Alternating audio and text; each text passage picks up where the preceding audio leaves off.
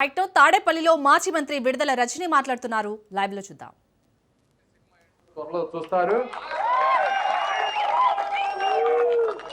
మీకు 24 గంటల్లో మీకు ఎలా ఉంటుందో తెలుస్తుంది. ఈ రోజు నుంచి మీకు నిజమైన సినిమా ఏంటో త్వరలో చూస్తారు. మీకు 24 గంటల్లో మీకు ఎలా ఉంటుందో తెలుస్తుంది.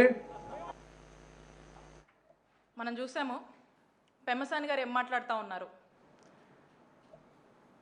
పెద్ద పెద్ద మాస్ డైలాగులతో రాంబాబు గారికి 24 గంటల్లో సినిమా ఏందో చూపిస్తామని చెప్పి మాస్ డైలాగులతో మాస్ వార్నింగ్లు ఇచ్చుకుంటూ మరి పాలకులే గూండాల్లాగా రౌడీల్లాగా మాట్లాడుతుంటే ఎక్కడ పోతుంది ప్రజాస్వామ్యం? లా అండ్ ఆర్డర్ ఏమవుతుంది? ప్రతిపక్ష నాయకుల పరిస్థితి ఏంటి? వాళ్ళ భద్రత ఏంటి? దీన్ని బట్టే మనకు అర్థమవుతా ఉంది వీళ్ళు ఏ విధంగా అక్కడ ఉన్నటువంటి క్యాడర్ని వాళ్ళ పార్టీ వాళ్ళని ఏ విధంగా రెచ్చగొట్టి ఈ దాడిలకు ఉసుగొలుపుతున్నారనేది మనకు స్పష్టమవుతా ఉంది. ఇదొకలా ఉంటే ఇక మా చిలుకలూరుపేటలో అక్కడ ఎమ్మెల్యే ఉన్నాడు పుల్లారావు. మరి అతను నేను అక్కడ తిరుమల లడ్డూ విషయంలో ఏదైతే జరగనటువంటి కల్తీ నెయ్యి అని చెప్పేసి ఏ విధంగా చంద్రబాబు నాయుడు గారి ప్రభుత్వము అసత్య ప్రచారం చేస్తుందో మరి ఇది తప్పు. స్వయంగా మనం చూసాము. ఈ సిబిఐ సిట్ ఇచ్చింది ఏమని, దీంట్లో ఎక్కడ కూడా జంతు కొవ్వు కలవలేదు నెయ్యిలో అని చెప్పారు. ఎన్డీడీబీ కూడా అదే స్పష్టం చేసింది, there is no load detected అని చెప్పేసి, ఇందులో జంతు కొవ్వు కలవలేదు అని చెప్పి స్పష్టంగా చెప్పారు. మరి ఇది జీర్ణించుకోలేక వీళ్ళు డైవర్షన్ పాలిటిక్స్ చేస్తూ ఉన్నారు. నేను మా నాయకులతో బోయపాలెం గుడికి అక్కడికి వెంకటేశ్వర స్వామి గుడికి వెళ్ళి అక్కడ పూజలు నిర్వహించి బయటికి వస్తే నానా రభస చేశారు. ఒక్కసారి అది వీడియో ప్లే చేయమ్మా.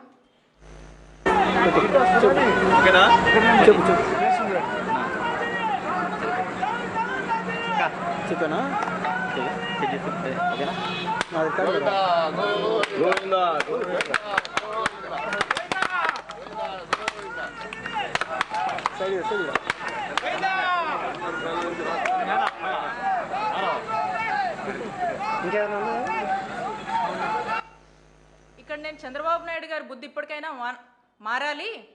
ఇప్పుడు కూడా ఇంకా దేవుళ్ళని లాగి రాజకీయాలు చేయొద్దు, తమ స్వార్థ రాజకీయాల కోసం అని చెప్పేసి మొరపెట్టుకొని బయటికి రావడం జరిగింది. దీని తర్వాత నెక్స్ట్ వీడియో ప్లే చేయమా.